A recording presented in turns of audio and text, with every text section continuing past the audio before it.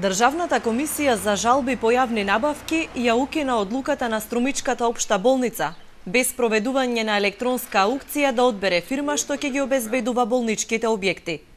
Ова е конечното решение на петчлената комисија која одлучуваше по жалбата на Агенцијата за обезбедување Бастион, кои останаа незадоволни по спроведениот тендер од страна на Струмичката болница.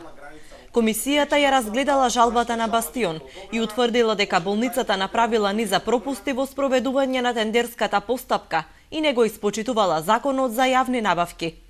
Во огласот навеле дека доколку пристигнат повеќе од една понуда ќе се спроведе електронска аукција, но кога на конкурсот се јавиле 3 агенции, Бастион и Никоп се одбиени поради превисок износ на понудите и без да се спроведе аукцијата, договорот е даден на Гепард Security.